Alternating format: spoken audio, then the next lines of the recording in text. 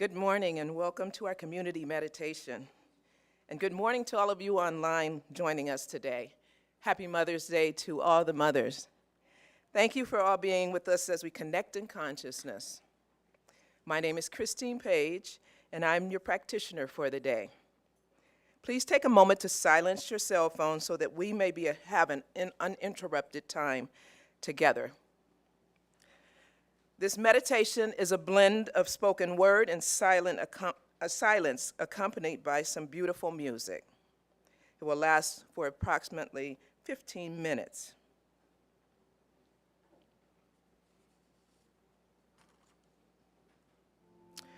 The title of our meditation today is Encompassing Peace. To seek inner peace, we go into meditation seeking a state of spiritual calm, despite the potential presence of stressors. It's letting go of all worldly things. So if you will, let's go into the silence. Turn within. Relax.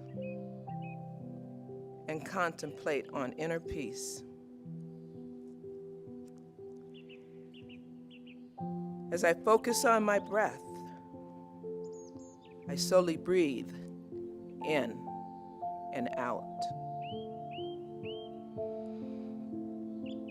Take a pulse of how you're feeling right now. Then seek a state of calmness within.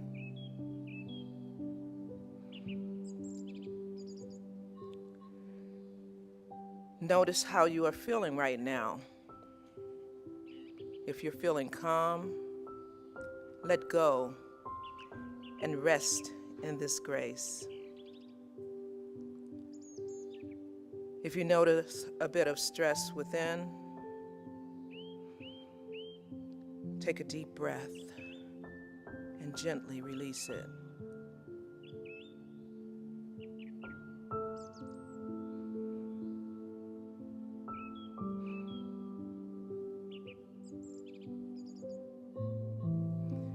As you sit, scanning your body, if you feel anxious, breathe in for 5 seconds. Hold your breath. And then breathe out for 5 seconds.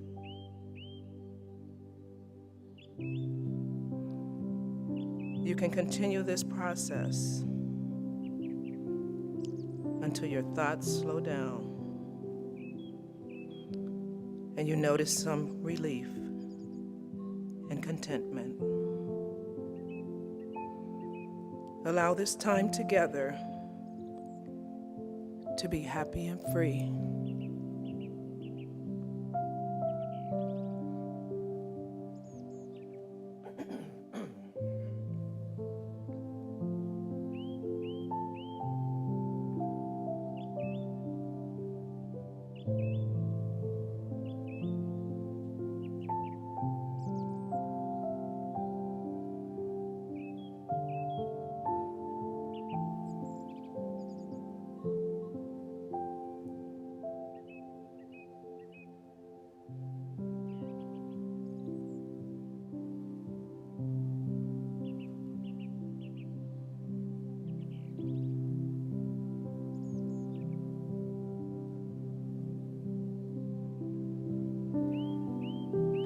While still focusing on your breath, slowly breathe in and out,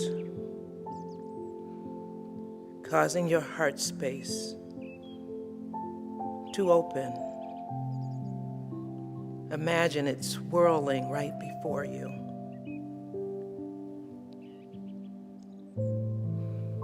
Then feel the release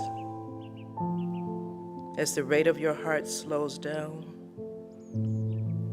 to a calm pace.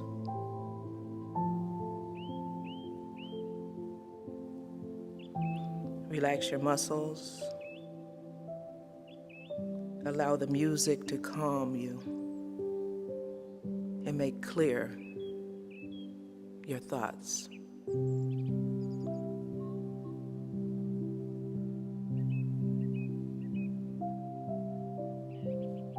as you sit comfortably in your seat with your eyes resting. Continue to breathe slowly in and out from the belly for a while. Just rest while focusing on the breath.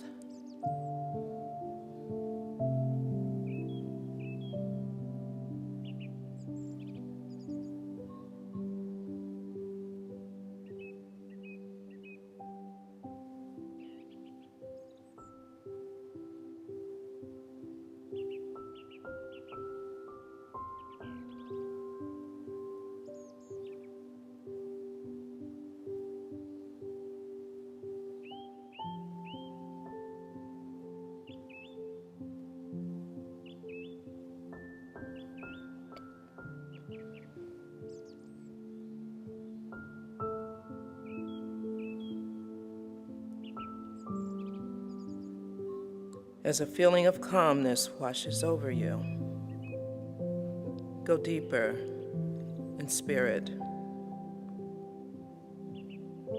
and contemplate the highest idea for inclusiveness that creates peace for all.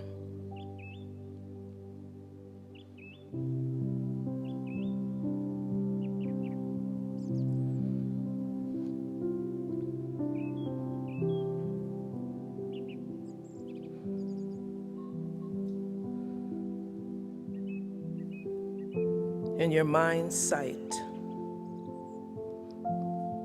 what do you see?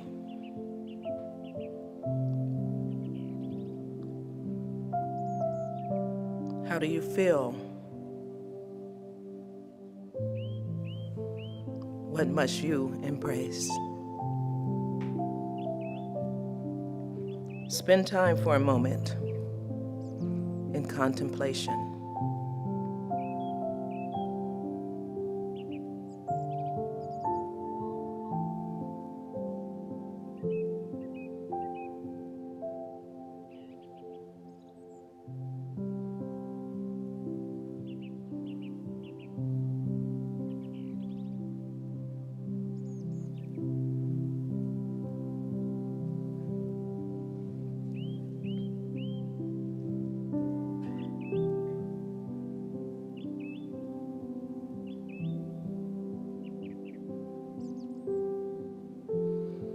As we continue on the journey,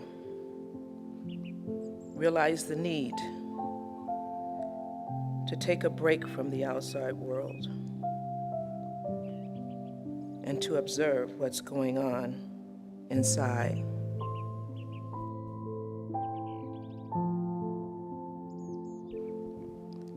Pleasant or unpleasant. Just take notice. Calm your mind in order to connect with the presence within.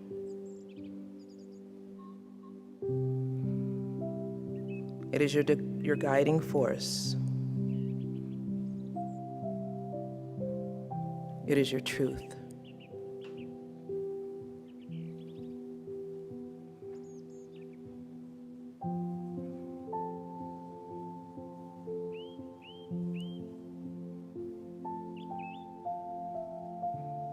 In this space,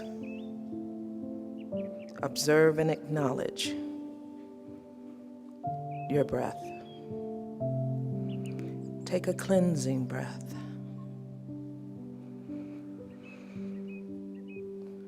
Scan your body for stress points.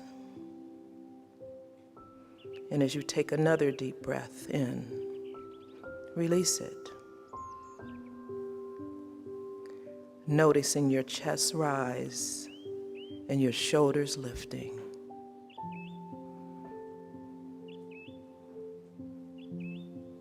As you release air from within, allow your diaphragm to push freely and gently the air without.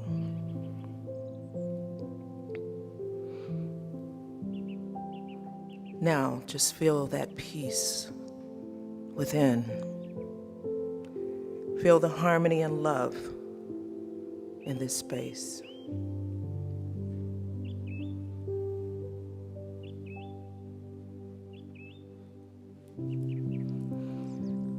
While going deeper within, we pull back the layers of the beauty we behold. Being patient with ourselves, getting the proper nutrients to nourish our bodies. We see ourselves resting when we need to be refueled, and knowing when to say no and when to say yes to what is ours to do. Take this time right now to love you, to console you, finding the grace in you, and then feel that inner light inside of you grow. Nurture yourself, then give thanks while trusting in the process.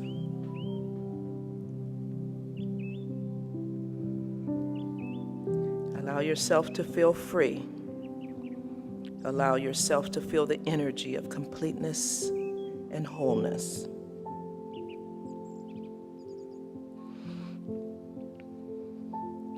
Now, reflect on how you share your love with others.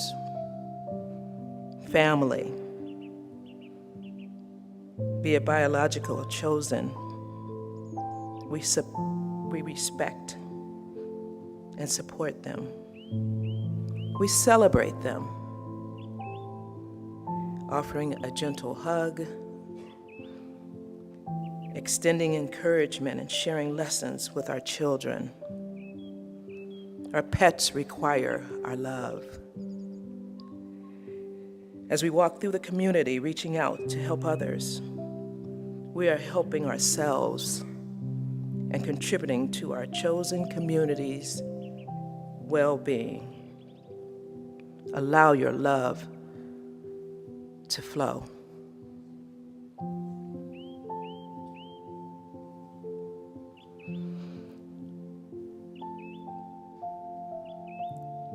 In this stillness, we have reflections of joy,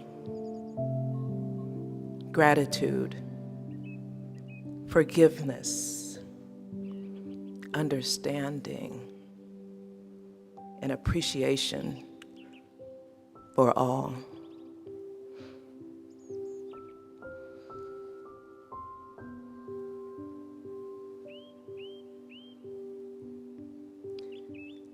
As the moment has come for us to rejoin in this space, we come back into this room.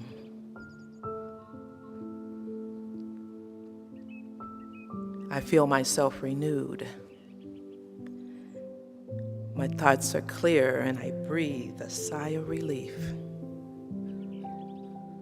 that I am filled with peace with myself, and I am filled with peace with my neighbor, as we are one. And so it is.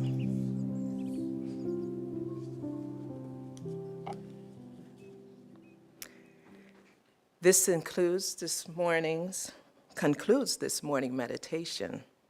Thank you for being with us in spiritual practice. Our celebration begins at 10 a.m. We look forward to seeing you then. Thank you.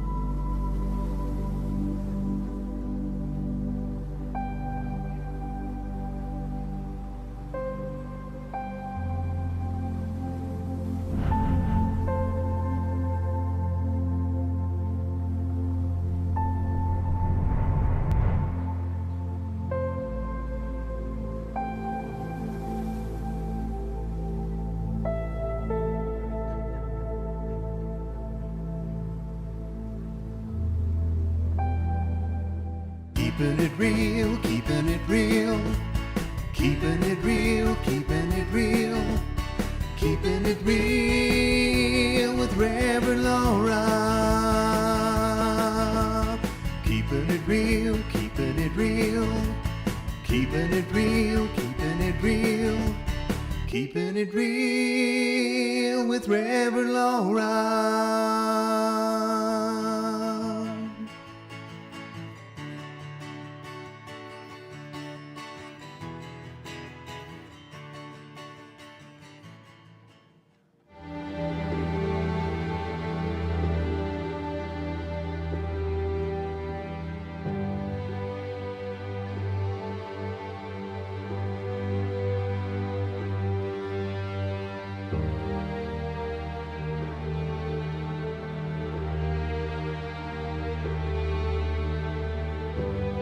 This is Center for Spiritual Living, Greater Las Vegas.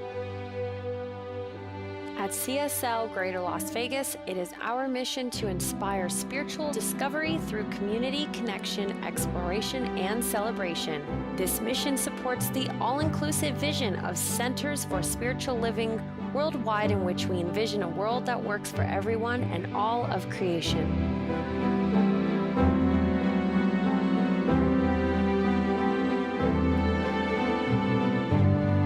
Well, good morning, everyone, and welcome to Center for Spiritual Living, Greater Las Vegas. I'm Reverend Laura, and up here with me is our music director, Justin Vogel, and we are so grateful to see you here today. I see faces I haven't seen in a long time. I see new faces, and I see faces I see all the time, and I'm so happy for all of you to be here. And I want to say a special welcome to our people who are joining us online. If you would, turn around and wave at them. Wave at the camera, and they will hopefully wave back to us even from their homes. We have a very vibrant online audience, and so we're so grateful to have people participate that way too. So if you're ever not in the frame of mind or whatever to come in, make sure you check us out online on our YouTube channel, CSLGLV Media. And we are so grateful to get started here this morning. I'm going to turn it over to Justin, and he is going to get us moving with some music, and I think we're going to move by standing up. Yes, please stand, everyone, if you'd like, and join us in Brand New Life.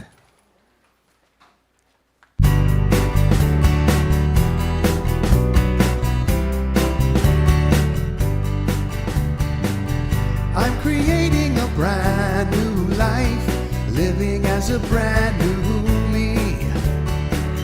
Every day is a new beginning, another opportunity.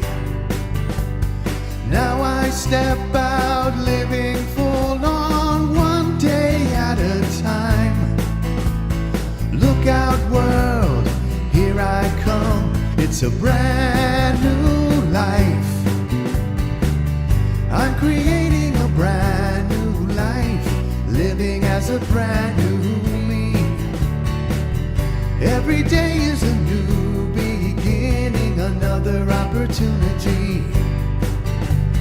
Now I step out, living full on, one day at a time. Look out, world, here I come. It's a brand new life. One more time. I'm creating a brand new life, living as a brand new me. Every day is a new beginning, another opportunity. Now I step out, living full on, one day at a time. Look out, world, here I come. It's a brand new life. Look out, world, here I come. It's a brand new life. All right, please greet your neighbor if you choose.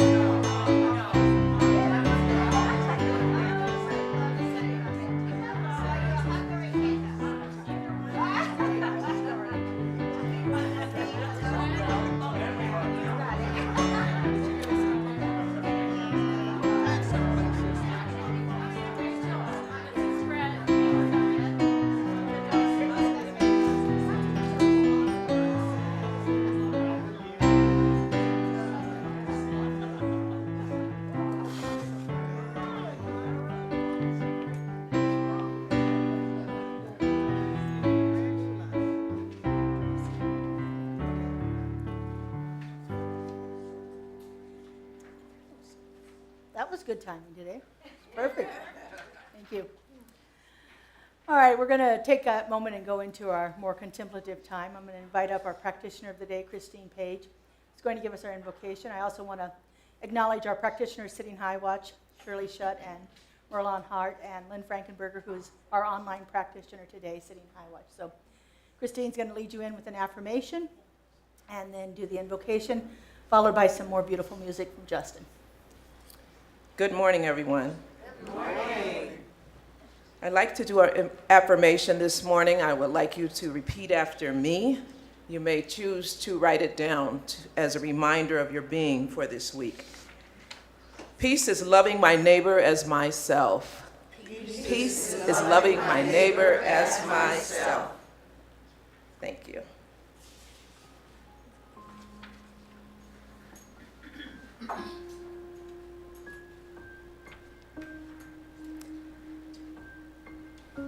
A certain kind of peace arises within me when I express that God is all there is. It is that everything and all things, it being the Father, the daughter, the Son. For me today, it's the mother of all. The perfection in presence, the design and symmetry, the power unmatched in greatness. This beauty unbounded. As I stand on holy ground, I recognize the One. Its peace is mine. It is my peace. I am interconnected in spirit, and I recognize its presence, its perfection in my being, as it is my life being.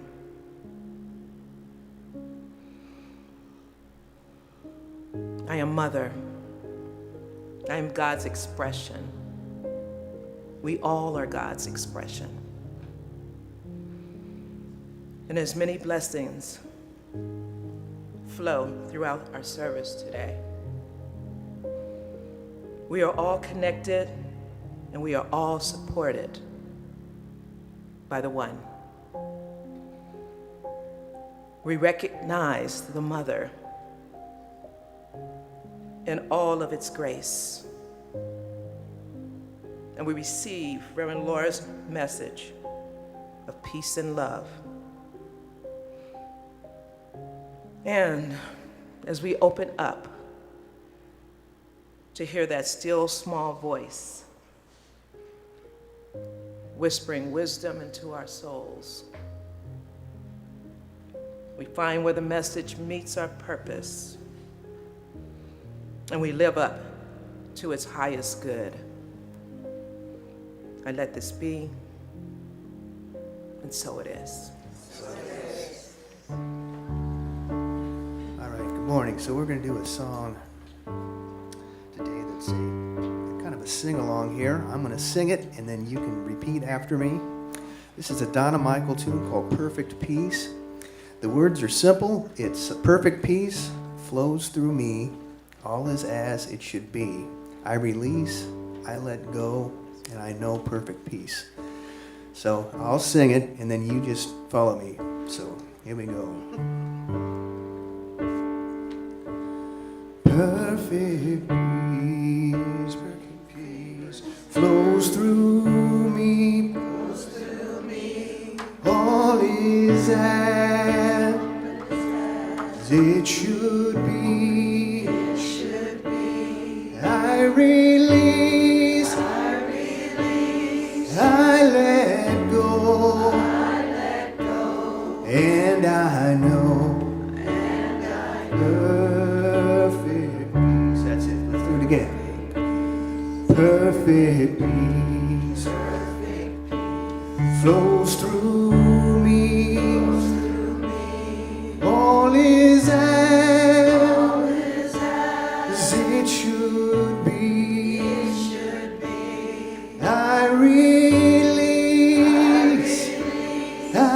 let go. And I know perfect peace. One more time. Perfect peace flows through me. All is as it should be. I release, I let go, and I know perfect peace. I release, I let go, and I know perfect peace.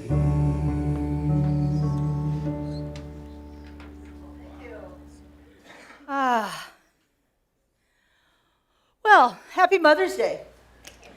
Happy Mother's Day if you are a mother of a two-legged or a four-legged or finned or fouled or creepy or crawly or even those Slytherin ones. Happy Mother's Day. You know, there are so many ways of being a mother. I personally never gave birth, but I feel like I've mothered thousands of children as I taught elementary school for 30 years. I know I mothered my niece and nephews. And God only knows how many countless fur babies. Just so, for a puppy update. She should be coming next week. So, my new fur baby. So today's talk title is "Peace Be Unto Thee," and I took it from the very opening of this book here. This is the Science of Mind textbook. It's what we call our foundational textbook for our teaching. It was originally written in 1929 by our founder, Ernest Holmes. He revised it in 1936. And when he revised it, he put a poem at the beginning of it. And so this poem here is actually pretty much the essence of the Science of Mind teaching in a very poetic manner. And so I thought I'd share it with you. It's entitled, "Peace Be Unto Thee, Stranger." Peace be unto thee, stranger. Enter and be not afraid. I have left a gate open, and thou art welcome to my home. There is room in my house for all. I have swept the hearth and lighted the fire. The room is warm and cheerful, and you will find comfort and rest within. The table is laid, and the fruits of life are spread before thee. The wine is here also. It sparkles in the light. I have set a chair for you where the sunbeams dance through the shade. Sit and rest and refresh your soul. Eat of the fruit and drink of the wine. All is yours, and you are welcome. And so in this poem, he's talking about that place in consciousness, that place in spirit, what Jesus, the master teacher, referred to as, "My Father's mansion has many rooms." It is that idea that there are infinite places where we can dwell. And when we dwell in that place, when we dwell in that consciousness, then everything is available to us. Wine, fruit, shade, comfortable chairs, connection with people. Everything is available to us when we actually align ourselves in consciousness and dwell in spirit. You know, there's a very famous line from the Bible, "The place on which I stand is holy ground, for God is there." I can stand here and it's holy ground. And I can stand over here and it's holy ground. Because the ground is not what is important. It is the consciousness within. And so no matter where you are, no matter what the dwelling is, no matter what the circumstances are, there is a place of peace within you because the consciousness of spirit is within you. And so for me, that one little poem really encompasses so much of our teaching, so much of our belief system, and so much of our philosophy. And so I wanted to share that with you today as the opening part of today's talk. You know, we can always find that place of peace within us when we are centered, when we are grounded, when we are aligning ourselves with that spiritual source, that connection that we know that's there. And when we feel times where it's not quite so peaceful, we always have an opportunity to go within and listen for that still small voice, because it's always there. It's always ready to speak to us. We just have to get ourselves still enough to hear it, quiet enough to hear it. And we have to have the willingness to be able to hear it. If we're closing ourselves off to it, then there's not really a place for Spirit to operate. It is always present. That's why I said it doesn't matter where I'm standing, the presence of the divine is there, because it's always there. I have to be willing to open up, to hear it, to take comfort from it, to follow its guidance, to do what's in front of me to do. So, as I said, today's Mother's Day, and I started looking for as I was planning this several months ago, I was like, what is the connection between Mother's Day and peace? Because peace is our theme for this month. We're doing this year-long theme of building a community, and each month we're focusing on a different spiritual quality to build this community, what we think is necessary to have in a successful spiritual community. And peace, of course, is being a very key component to that. If people don't feel peace when they walk in the room, they're probably not going to come back again. So we need to be able to be that place of peace in each one of us. And not only that, our lives are a lot nicer when we are at that place of peace. So I went and looked up the history of Mother's Day. And it was started by a woman named Anna Jarvis, based on the work of her mother. In the mid-1850s, 60s, before the Civil War mostly, her mother started a group that was called the Mother's Day Work Club. And the Mother's Day Work Club was designed to bring women together to teach them how to improve the sanitary conditions and hopefully improve infant mortality in the world. Because there was this, wasn't a lot of antibiotics, or there were no antibiotics, there wasn't a lot of hygienic conditions in the world around 1850s. And so, milk contamination was a big problem. Contamination of other foods and things like that. So she started these clubs all over to get people to train women on how to sanitize, clean, make their living spaces better for their families, for their children. And Anna Jarvis continued that work a little bit. Anna Jarvis was an abolitionist and a suffragette, so she was very much about women's empowerment. And so she continued that work along with some of the other abolitionists and suffragettes, one of which was Julia Ward Howe, who's most famous for being the founder of Girl Scouts and writing the Battle Hymn of the Republic. She, again, was a suffragette and an abolitionist in the 1800s. And so Julia wrote something that she called the Mother's Day Proclamation. And when I was reading that, I was surprised how much it was about creating peace. Now remember, this is Civil War times. This was written in 1870, so just post-Civil War. And so there was a lot of turmoil in the country. There was a lot of healing work that needed to be done. Anna Jarvis and Julia Ward Howe and some of the other suffragettes set up these meetings between mothers of the North and mothers of the South to try to heal some of the turmoil that had happened during that Civil War that we had. And so in 1870, Julia Ward Howe wrote this, and so I thought I'd read it to you. It's a poem called Mother's Day Proclamation. Arise, all women who have hearts, whether your baptism be of that of water or of tears. Say firmly, I will not have great questions decided by irrelevant agencies. Our husbands shall not come to us reeking of carnage for caresses and applause. Remember, post-Civil War. Our sons shall not be taken from us to unlearn all that we have been able to teach them of charity, mercy, and patience. We women of the country will be too tender of those of other countries to allow our sons to be trained to injure theirs. From the bosom of the devastated earth, a voice goes up with our own. It says, disarm, disarm. The sword is not the balance of justice. Blood does not wipe out dishonor, nor violence indicate possession. As men have often forsaken the plow and the anvil at the summons of war, let women now leave all that may be left of a home for a great and earnest day of counsel. Let them meet first as women to wail and commemorate the dead. Let them then solemnly take counsel with each other as a means whereby the great human family can live in peace, each earning its own time, the sacred impress, not of Caesar's, but of God's. In the name of womanhood and of humanity, I earnestly ask that the General Congress of Women, without limit of nationality, may be appointed and held at some place deemed most convenient and at the earliest period consistent with its objectives, to promote the alliance of different nationalities, the amicable settlement of international questions, and the great and general interest of peace.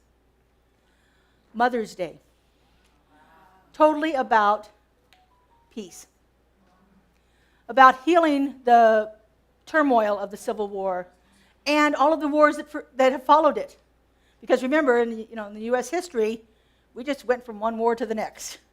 We just bounced on through. And so, there has been such an outcry from women especially to not let our children be killed.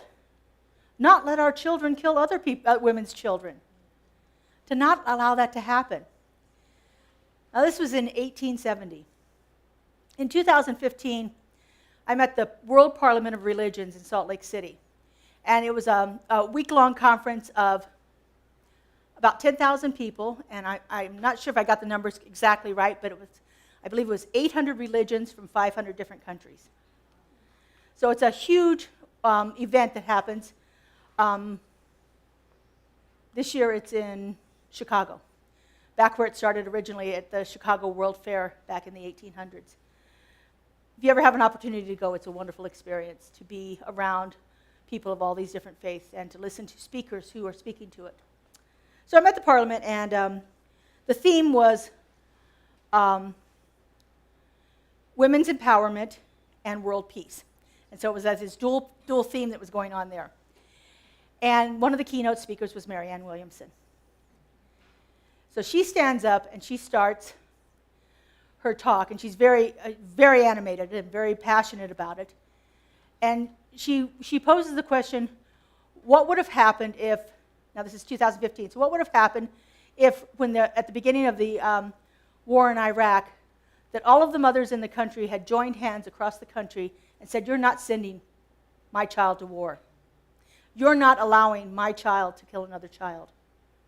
She said it never would have happened with the political climate that we have right now.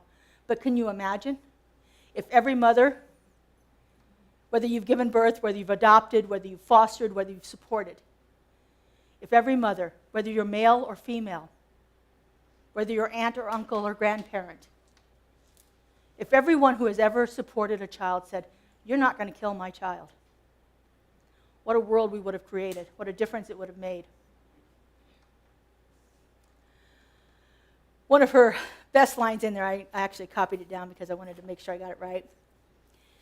So she's talking about women. And she says, remember that passionate, free-thinking women have never been deeply appreciated by any of the great political viewpoints of the world.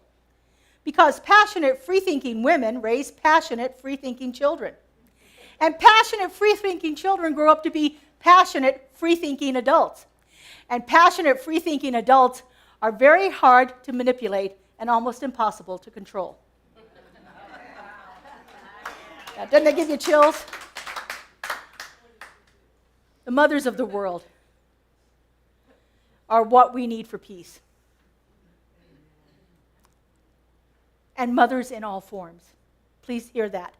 I'm not just talking about females who have given birth. Those who care for the younger people, for the generations that are following us.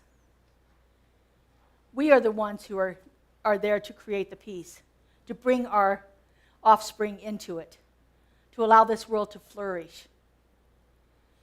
In the 1950s, Mahatma Gandhi, said that if nonviolence is the law of our being, the future begins with women.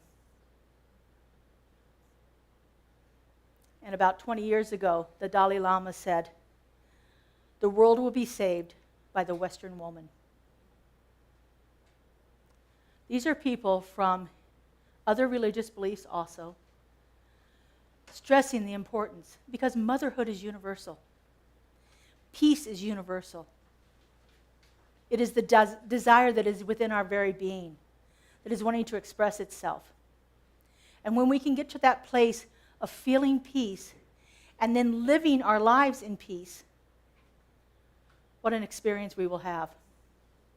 That's when we begin to really live Ernest's poem, Peace Be Unto Thee, Stranger, where I'm not concerned with who that person is.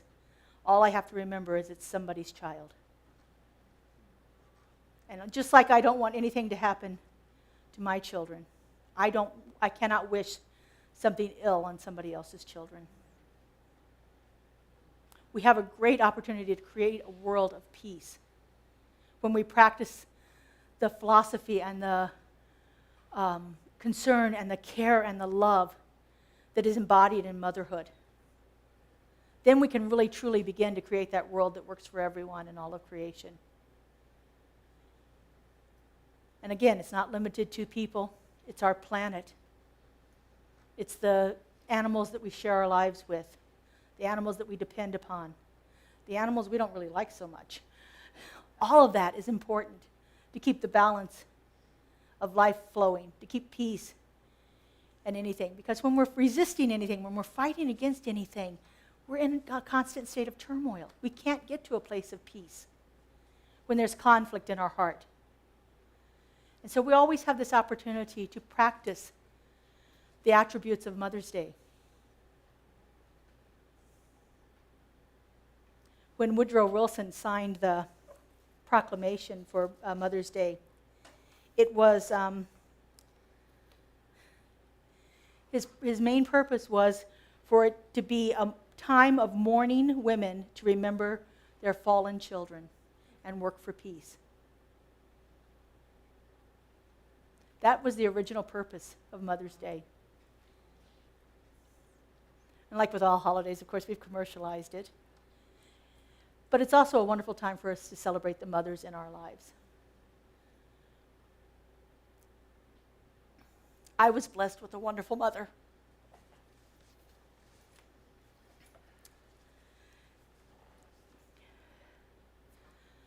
Yesterday was the anniversary of her passing 9 years ago. I was also blessed with a wonderful father who was as nurturing and as loving as any woman could ever have been. I know that's not been everybody's experience, but I think it is possible going forward that it can be everyone's experience. That we can feel that deep, abiding love that wants nothing more but to see our unfoldment and to see us live in a life of peace and joy and love and contentment.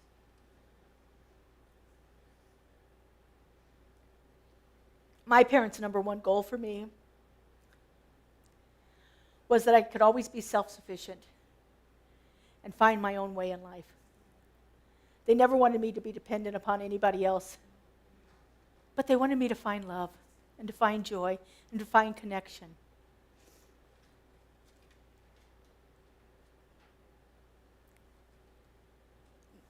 The flowers today are for my mom. So, anyway.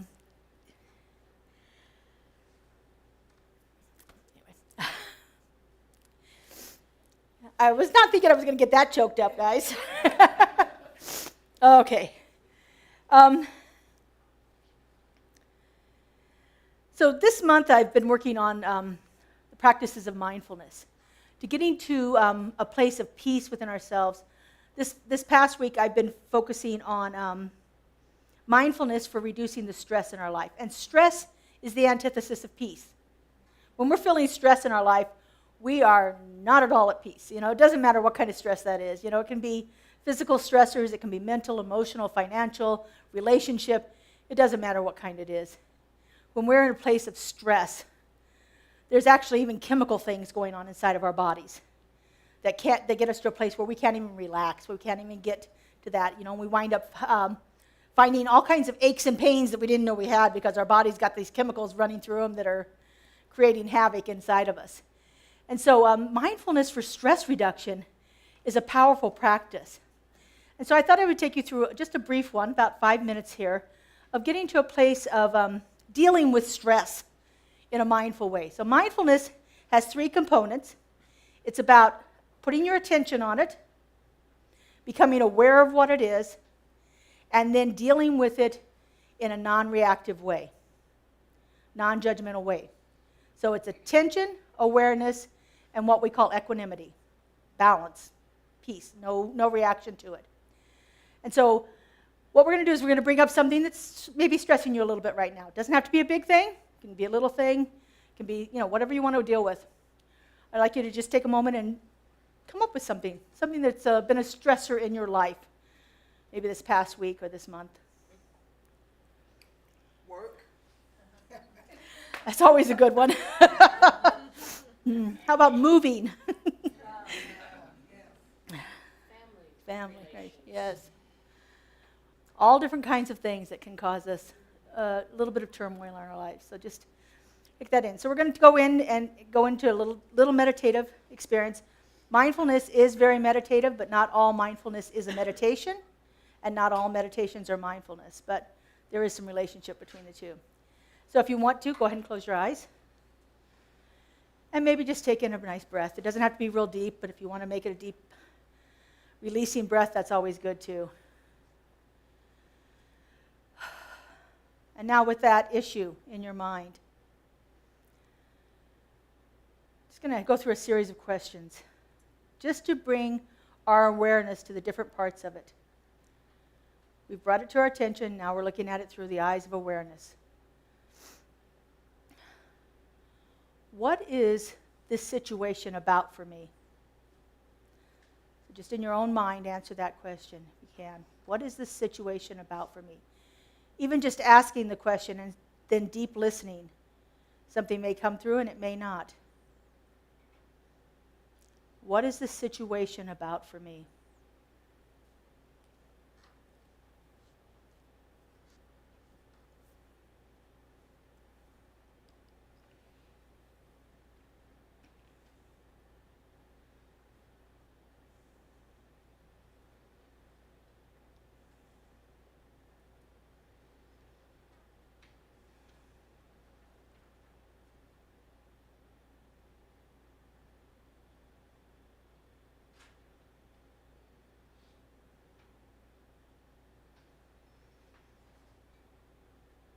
The next question, what about this situation is for my highest and greatest good? What about this situation is there for me?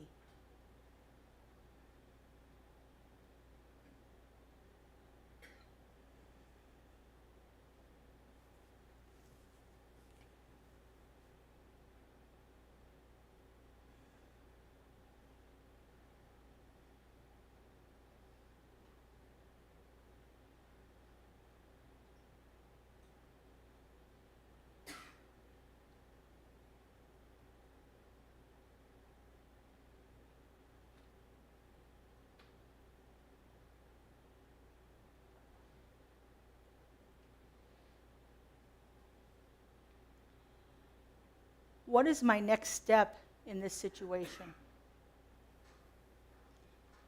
What is it I am here to do about this?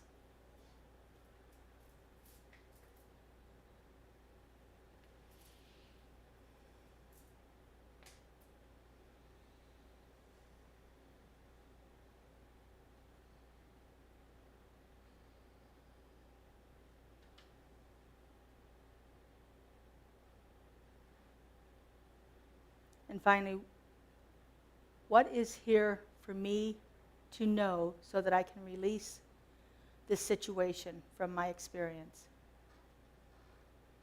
What is here for me to know so that I can let this go?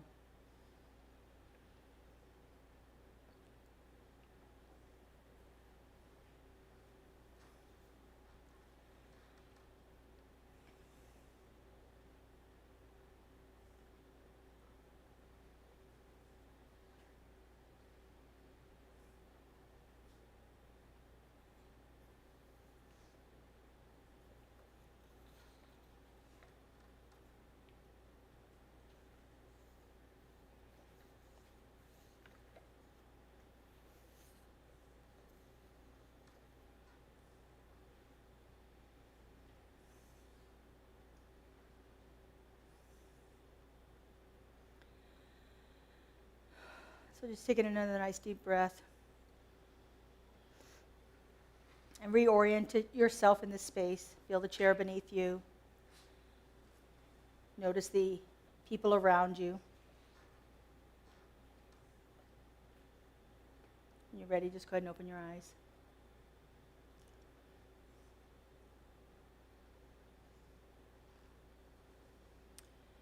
When we can take a moment and become peaceful and ask ourselves some of these kind of questions, these questions that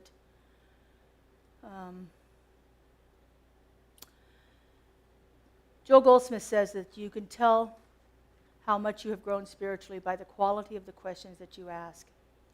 And so those questions that I asked, I didn't say, why is this being done to me? I didn't say, how could this happen? Those questions keep me stuck in the problem. But the questions that I ask lead us to an awareness in the situation that might allow us to release it. And so when you're facing any kind of a stressful situation like that, and you have a moment, sometimes it takes a few minutes or hours or maybe even days to get to a place where we can ask the questions because we're so enmeshed in the situation that we're not at that place where we can even get to that asking questions. But once we can, and it's in our attention and we bring our awareness to it, and then we react to those answers that come up without judging them, without trying to say, oh, that's stupid, I'm not doing that, or who would even think of that? Those kind of questions keep us stuck in the problem. Those kind of answers, keep us stuck in the problem. But allowing it to come up, and whatever comes up, say, oh, okay, that's interesting. Okay, I'll just let that be, let that rest. Maybe something will show itself for me. Giving a situation, a stressful situation, some space and some guided attention can allow us to get to a place of peace in that situation much easier than being caught in it and constantly battling and fighting and resisting and trying to fix it and all of that stuff. To allow ourselves to have a little space to open up to a possibility that may not have occurred to us yet will give us a place of peace within ourselves, right in the midst of any turmoil. It takes practice, and it takes willingness, but so does everything else. All right, let's take this into prayer. I'm going to invite our spiritual practitioners to stand and surround us.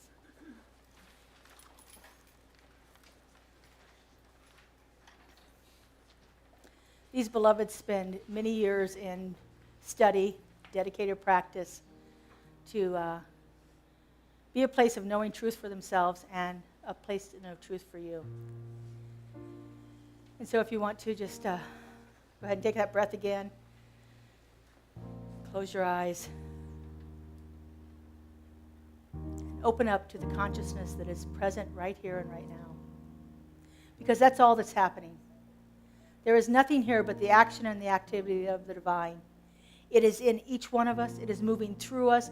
It is showing up as us. It fills the space. It is the air we breathe. It is the work we do. There is nothing except this one. And this one goes by many names. Has shown up in a multitude of incarnations. And it doesn't matter what we call it or how it appears to us. It is simply that one divine, creative, loving intelligence that has brought forth everything into existence, that is the isness and the allness and the fullness of all life, that is the ground that we stand upon. It is the blood moving through our bodies.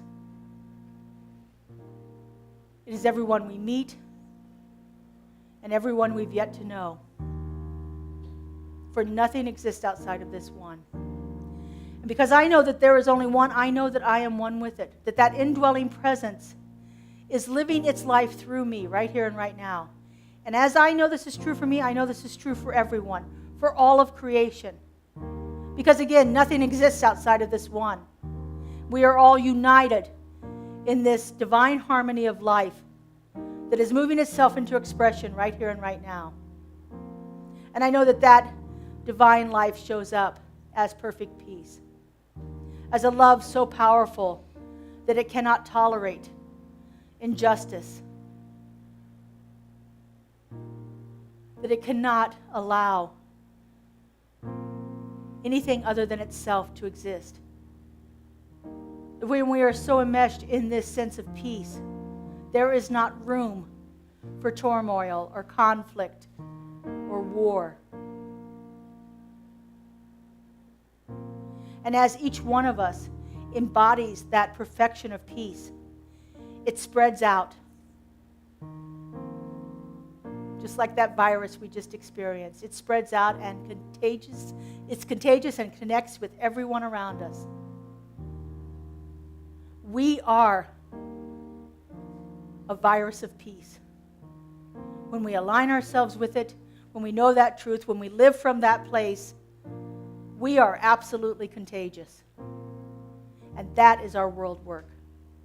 That is why we are here, to be that place, to connect in peace with each other, to share it, to experience it, and to foster it wherever we go. How good it is to know this, how grateful I am to feel it, to see it happening, to know it is coming through me and everyone I meet. And so I release this word into that law that always says yes, that knows no lack or limitation, that simply says peace is, and that's all there is to it. I let it go and I let it be. And together we say, and so it is. Amen. Thank you, practitioners. All right, so now we're going to go into the sharing of our tithes and offerings. We have lots of different ways. On the little handout you received this morning, there's all kinds of ways that you could give if you don't want to give in person here this morning. We're happy to receive anything that you have to offer. Of course, this all goes to support the great work that we are doing here in the community. So we appreciate gratefully your offering. So if you if you hold it up against your heart, if you've already given electronically or some other way, just put your hand up there. If you plan to give next week or 2 months from now, put your hand up there. It doesn't matter. Would you repeat after me? This gift I give, goes forth from me, does amazing and miraculous things, and returns to me in kind, pressed down and overflowing. And so it is. And Justin has some music for us.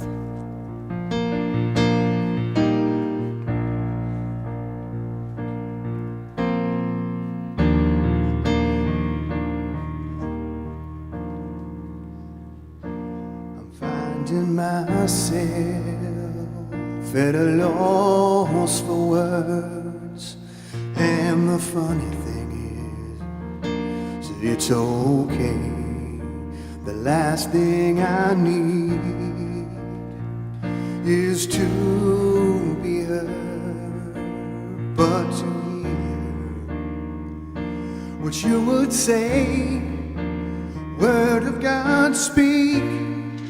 Would you pour down like rain, washing my eyes to see your majesty, and be still and know that you're in this place. Please let me stay and rest in your holiness. A word of God, speak.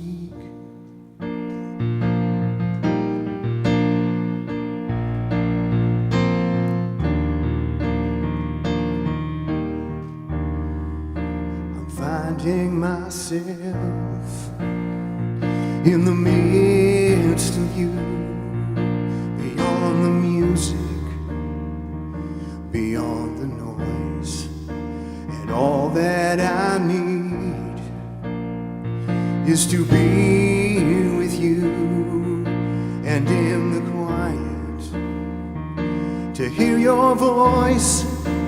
Word of God, speak. Would you pour down like rain, washing my eyes to see your majesty, and be still and know that you're in this place. Please let me stay and rest in your holiness. A word of God, speak. Would You pour down like rain, washing my eyes to see your majesty, and be still and know that you're in this place. Please let me stay and rest in your holiness. I'm finding myself at a loss for words, and the funny thing is, it's okay.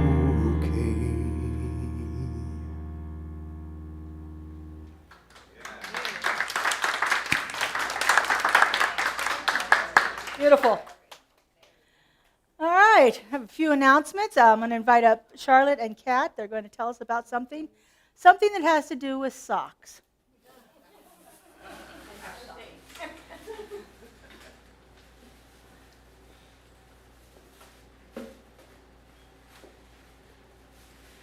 I know our community's been looking for service projects, and so I've been asking around, and Kat and Charlotte had a wonderful organization that they've been supporting for years. And so they're going to tell you a little bit about that and a little bit about our sock project. Thank you, Laura. I'm Kat Schelling. Actually, I do have a last name. Rarely use it. And this is my wife, Charlotte Parker. Can you get a little closer to the mic? Pardon me? Oh, I'm sorry. Oh, my goodness. It reverberates. Yeah, it does a little bit. It's like talking to yourself. Charlotte and I have for several years been part of a ministry, and in Henderson, actually. It's called Friends in the Desert. You may have heard of it. It's a Friends in the Desert Foundation, and then actual Friends of the Desert operation. At St. Timothy's Episcopal in Henderson, they serve food to homeless people or minimally housed people. And sometimes the people who come to eat have no food other than what's available at Friends in the Desert, or some just are food challenged. They serve food 6 days a week, and on the seventh day, because the church facility is used for church, on Saturday people make sack lunches, and we pass out sack lunches to everybody. There are many other things that they need, different services, and it's actually expanding now to provide even more services for homeless people, most of which involve hooking up with community services. But for these people, we collect socks, for one thing. Okay, Charlotte will tell you all about socks. But in the meantime, this little bag, you're familiar with it, from the grocery store. Every week, when there's a little bit of leftover food, we put it into containers that we all bring. We'll collect them here at church and take them weekly or monthly, however is needed. You can recognize the containers. They're about this size, and the only thing is they must be clean, empty, clean, and with a lid. And then the guests at dinner or lunch line up and take these containers full of food home in this bag. There's another kind of container when you go out and have to bring some of your lunch home. This serves wonderfully, also clean and empty. We also collect things like all kinds of things that you would use on a daily basis, toothbrushes and toothpaste. This is just a little lotion. They don't like big, huge containers of body soap, lotion, or whatever, but because it's so hard for them to carry them around. But little ones work fine. And we will continue to talk about the kinds of things we collect, and also put information on our website and so on. But we'll be sure and keep everybody posted as to what's happening next. So Charlotte, take it away. Woohoo! Hi. There really is a wonderful group of faces out there. Isn't it lovely? Wow! fantastic to see you all. I love it that you smile like that. The sock program started for me with a very wonderful woman. Her name is Anita Aronson Walker. I don't know if you ever run into her in the New Thought movement. I met her at Unity Church. She started a sock program at Salvation Army many, many years ago. Anita has a ministry of her own, and her motto is, "The gift is in the giving." And she lived that, still does, now she's in Boston. But the sock program there at Salvation Army here in town that she created lives on. So now that we are part of this amazing Henderson Close community and involved with Friends in the Desert, I know some of you have served there before. This is our way to serve that community. The program at the Salvation Army is done in the wintertime, Thanksgiving, but everybody gives gifts and feeds the homeless at Christmas and Thanksgiving. So your marvelous leader said, you know, let's do something now. And since Father's Day is coming, and the majority of our unhoused are male, we thought it would be a great idea to create the sock program over again for Friends in the Desert. So between now and Father's Day, we will be collecting socks. I brought some to show. Laura has brought some as well for you to see. Socks. These are socks. Men's socks primarily, but they do have some women as well. And whether you know or not, socks are the one most asked for item for people who are unhoused. Clean socks. You know how great it is when you put on a pair of clean socks in the morning. They just feel good. You don't have to wear them around for 3 or 4 weeks because you have a shower and a bedroom and socks at home. So the sock program is ongoing. We're starting it now. These I picked up, believe it or not, at my local 99-cent store. They're $3 for 3 pairs of diabetic socks, which are also handy. I believe Laura did Sam's Club or Yeah, Costco. They're $1 a pair at Costco. So Costco, $1 a pair in packages. As many or as few as you'd care to bring. We would love to have them. We will collect them. We will package them up and then have them available as needed at Friends in the Desert. So we appreciate you listening. We appreciate your contribution, whatever you can from your heart.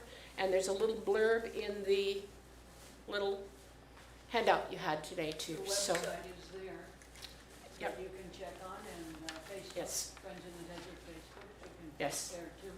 and you can follow them. You can see what they're doing in the community. They're just now hiring a social director, an actual licensed person in the field to set up programs where they can connect people with identification, a place to get their mail, a phone for some of them to be able to communicate with family. They're doing all sorts of major work in the community. So we do our little bit to support them, and we invite you to join us. Thank you.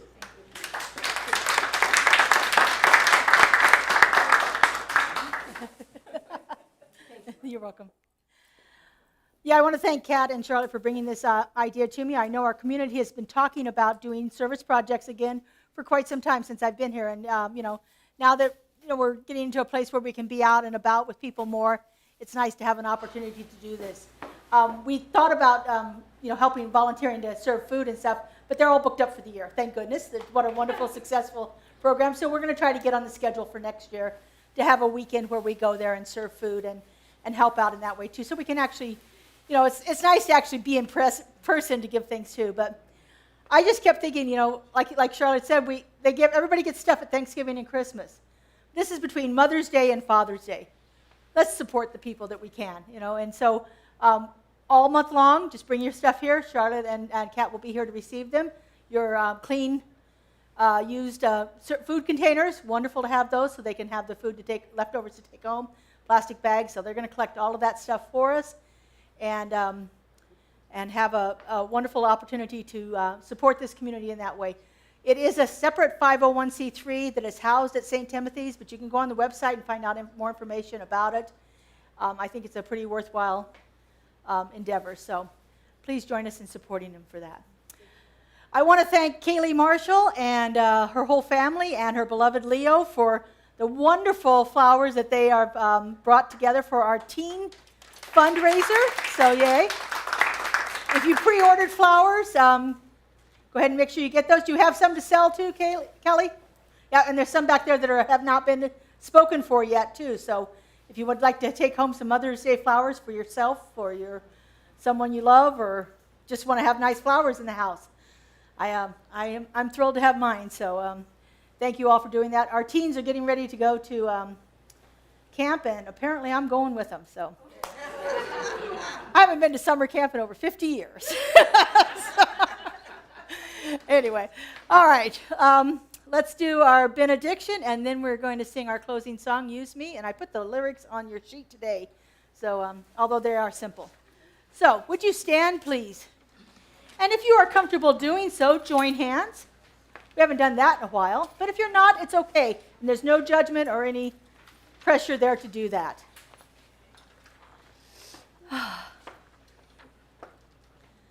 All right, would you repeat after me? Something wonderful is happening through me right now. Something wonderful is happening through me right now. It is this thing called peace. It is this thing called peace. Peace is in my mind. Peace is in my mind. Peace is in my heart. Peace is in my heart. Peace is in all that I do. Peace is in all that I do. I am it. I am it. I share it. I share it. And I'm becoming more of it. And I'm becoming more of it. Each and every day. Each and every day. Thank you, peace. Thank you, peace. Use me. Here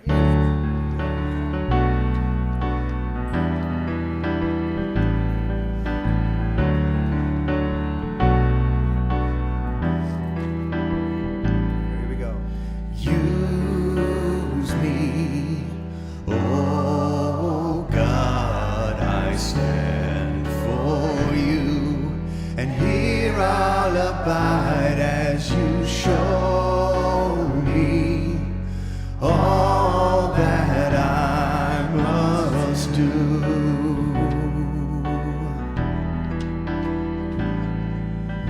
Use me, oh God, I stand for you, and here I'll abide as you show me all that I must do. All right, one more time. Sing it. Use me, oh God, I stand for you, and here I'll abide as you show me all that I must do. Show me all that I must do. Show me all that I must do. Show me all that I must do. Have a great week, everybody. Happy Mother's Day. Have a great day.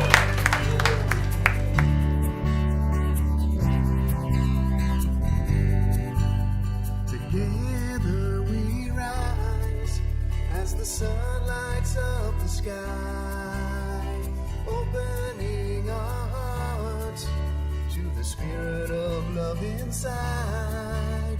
Together we rise, God flows through you and I. Together one in spirit, we rise, we rise. In times of struggle, we seek the Spirit of God within. Receptive to our calling, we love our neighbors and our friends.